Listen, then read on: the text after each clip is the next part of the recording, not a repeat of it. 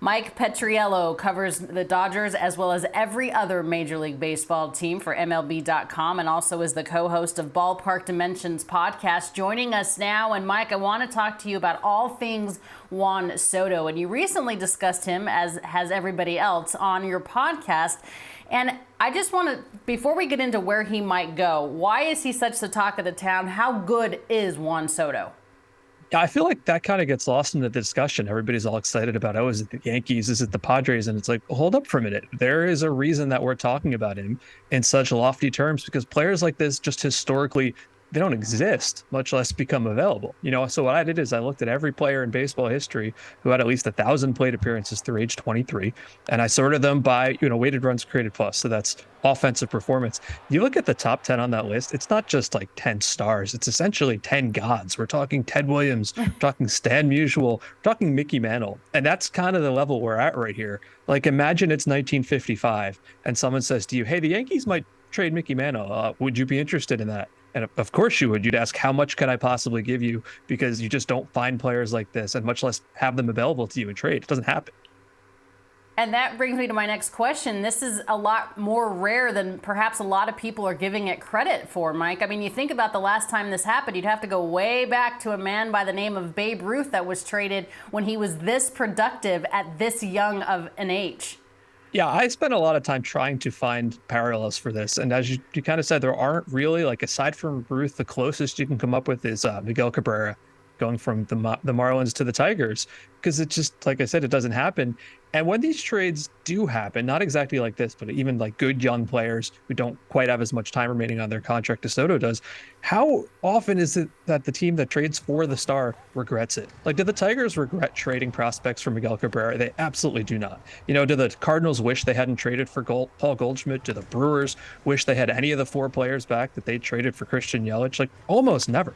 Like, there's a reason that these guys aren't out there to be acquired, because when they are, they generally continue being superstars. And even if you give up someone you think you're going to miss, it's never to the level of the guy you're giving up.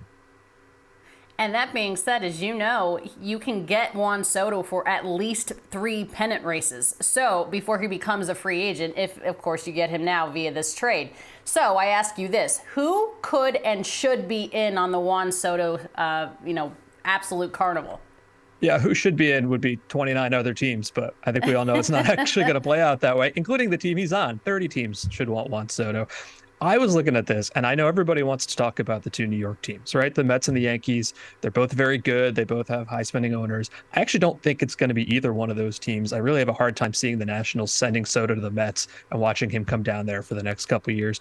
I think for me, there's 4 teams that are at the top of this, right? The Dodgers, I think, are obvious because they're always contenders. They've got great prospect depth. The 2 teams have worked together really well. Obviously, they had the Scherzer and Turner trade last year. There's no reason that the Dodgers couldn't do this. They are so stacked in prospects that they could do this and still have a great farm system. The other team I'm looking at is in their division, and it's the Padres, because when you look around at all the contenders this year, everybody except for the Padres and the Astros has one thing in common, and that's that they desperately need starting pitching. The Padres are a little different. They've got a pretty good rotation. Their offense, aside from Manny Machado, is absolutely dreadful.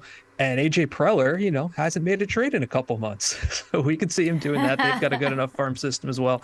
The other 2 teams I want to get out there, the Mariners make a ton of sense to me. Not a great weekend against the Astros, but they still think that they are in it.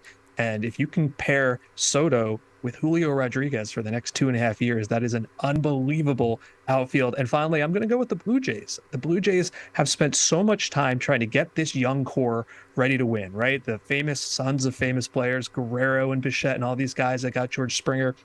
It's been very up and down. They obviously fired their manager already. And although they've played a little bit better recently, and although I know they need starting pitching depth, they could really use a left-handed bat. So you get Soto, you trade either Hernandez or Gurriel for the pitcher they need. Imagine him on that lineup. Imagine Soto in that clubhouse with Vlad Jr., and Springer and all those guys. That's my favorite one. I love that one so much.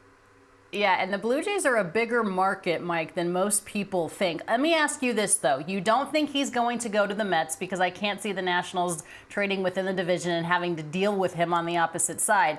Let me ask you this, though. What about the New York Yankees? I understand that Aaron Judge is their right fielder. He is a guy that came up through their system, wants to retire as a Yankee. He's beloved. Everything goes through number 99. But Aaron Judge is 30. Juan Soto was 23. I think the Yankee fans eventually would get over it. Am I wrong in that? Does that make sense to pair him up in pinstripes? Well, it makes sense from a baseball point of view because, can you imagine an outfield of Stanton, Judge, and Soto? Like, that would not be hyperbolic to say that's maybe the greatest outfield in the entire history of baseball. They don't keep Judge there in the long term, though, if they have Soto, right? Well, maybe. I mean, that's the thing. They can afford it. Don't let anybody tell you they don't have the money to do it. They absolutely have the money to do it. But the reason I don't think it's going to happen is because this has been kind of a charmed season for the Yankees. Everything has gone right. And I think that they would find a little bit of risk of bringing Soto in the situation that they have with Judge. Like, they've all done a really good job of putting the Judge contract stuff to the side. It hasn't been a distraction. He's played great. The team has played great. You bring in Soto, and now the questions come up again. It's like, is he a replacement for Judge? Are you saying you're not going to re-sign Judge? I have a hard time seeing any executive do that to the clubhouse and try to, like, maybe mess up this charmed season they're having. It's a tough thing to happen. All right, what about some wild cards? And I'm not talking about wild cards in terms of postseason this year. I'm just talking about X factors maybe in the future. Brewers, Cubs, Rangers, Giants, any of those tickle your fancy when it comes to Soto? You know, all those, the Cardinals, I think, are a team you have to mention as well because they've got a really good farm system. And they have a history of trading for stars, Arenado and Goldschmidt. But I'm glad you brought up some of those other teams, like the Cubs, like the Rangers, who aren't necessarily in contention this year because Soto is not a rental. And if you're a team that's totally rebuilding, you're not doing this. The A's are not going to do this, obviously, right? The Diamondbacks are not going to do this. But if you're a team that thinks you're on the rise, you're saying, well, it's okay if we're not in contention this year. We have plans to be next year. I mean, you look at the Rangers. How much money did they spend last winter on Corey Seager and Marcus Semien and John Gray? They just drafted Kumar Rocker, and he's not a guy you expect to be in the minors for very long. I don't know that I agree that they're going to be a contender next year, but that's certainly the way they're portraying it. And what better way to jumpstart a rebuild than to get Juan Soto into that lineup? All of a sudden, that's a really interesting team for next year. So I don't think you just have to look at it as 2022 contenders. There's 20 different teams that could probably make a really good argument for, oh, yeah, we should totally go get him right now. Yeah, and I love the Rangers in terms of Chris Young. He's a smart man. How much? Only $500 million, Mike. That's all they spent on the infield, not to mention John Gray and Kumar Rocker gets to rejoin with Jack Leiter in that rotation.